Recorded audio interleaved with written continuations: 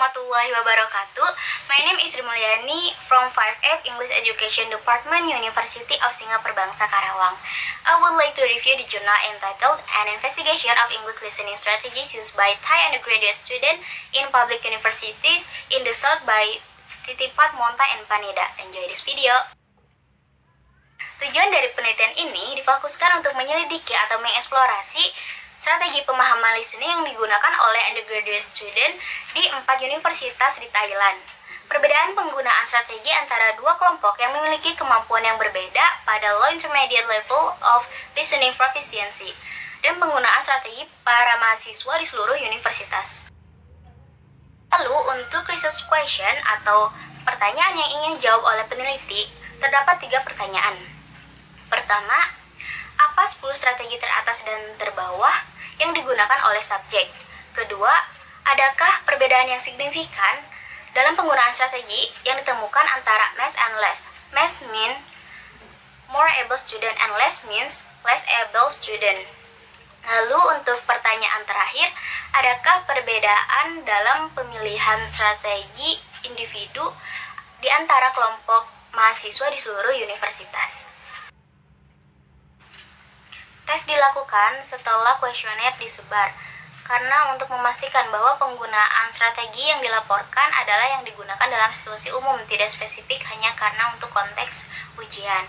Sebelum mengisi kuesioner, mereka diberitahu tentang tujuan pengumpulan data. Uraian terperinci mengenai kuesioner, diberi petunjuk dan persyaratan. Setelah mengisi kuesioner, lalu mulai tes listening yang diberi batas waktu kira-kira 30 menit.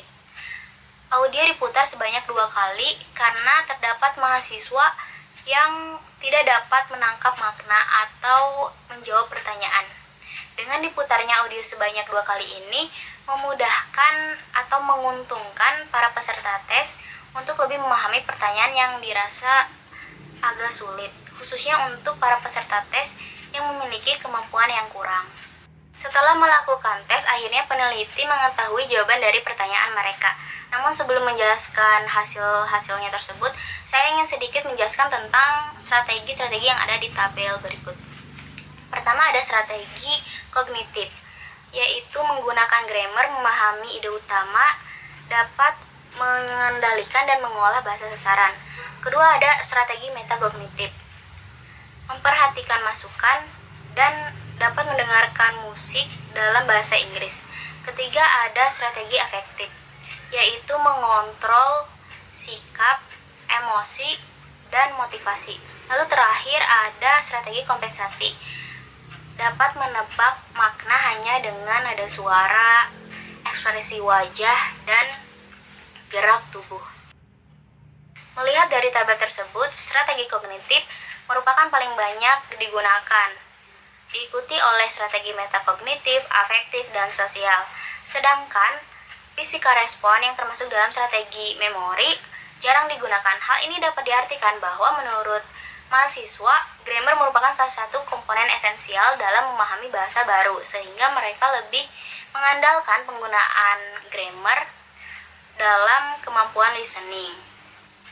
Selain itu, menurut tabel tersebut juga menerjemahkan apa yang didengar ke dalam bahasa pertama adalah yang paling banyak digunakan kedua. Selanjutnya, berdasarkan tabel berikut, strategi memori paling sedikit digunakan. Mungkin karena mahasiswa lebih mengenal metode grammar translation daripada metode total psikorespon yang berfokus pada gerak kinestetik daripada mendengarkan ceramah. Oleh karena itu, mungkin mahasiswa tidak mengetahui bagaimana cara menggunakan metode TPR ini. Melihat dari hasilnya tersebut, mahasiswa memiliki persiapan dan latihan yang kurang. Dalam kategori strategi metakognitif paling jarang digunakan. Lalu selanjutnya, jawaban dari pertanyaan nomor 2. Menurut tabel tersebut, skor rata-rata keseluruhan frekuensi lebih besar mass daripada less, kecuali pada bagian strategi kognitif yang hanya selisih 0,01. Dari tabel tersebut kita dapat melihat bahwa mass menggunakan sebagian besar strategi sesering mungkin daripada less, kecuali pada bagian strategi kognitif, less lebih sedikit menggunakannya lebih besar daripada MES. Dengan kata lain, dengan menggunakan strategi sesering dan seefektif mungkin dapat menyebabkan perbedaan tingkat kemampuan listening. Dan untuk meningkatkan kemampuan listening, maka mahasiswa harus menggunakan strategi tersebut sesering mungkin. Lalu pada tabel selanjutnya dapat dilihat bahwa MES made more effort untuk mendapatkan kembali pengetahuan dan akal sehat to facilitate listening, dan memiliki motivasi yang lebih untuk mendengarkan berita dalam bahasa Inggris dan berlatih listening and speaking with their friends. Maybe these strategies provide significant result to improve listening ability. Hasil dari One Way ANOVA menunjukkan bahwa tidak ada perbedaan yang signifikan dalam keseluruhan frekuensi dalam penggunaan strategi, baik item terpisah maupun kategori di seluruh kelompok mahasiswa masing-masing universitas, kecuali perbedaan signifikan terjadi pada 2 strategi.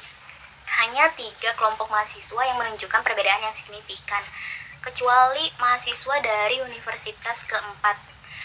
Dia dianggap memiliki kemampuan rendah dan tidak melaporkan strategi apa yang digunakan. Dan pada kelompok ini tidak terjadi perbedaan yang signifikan. Lalu selanjutnya research gap. Saya menggunakan empirical gap karena terdapat perbedaan hasil pada strategi yang paling jarang digunakan oleh mahasiswa. Menurut previous study atau penelitian sebelumnya, strategi metakognitif paling sering digunakan, sedangkan menurut penelitian yang saat ini saya review, strategi metakognitif paling jarang digunakan. Karena ada hasil yang berbeda ini, oleh karena itu, penelitian lebih lanjut harus dilakukan agar mengetahui sebenarnya tentang strategi metakognitif ini. Terima kasih. Wassalamualaikum warahmatullahi wabarakatuh.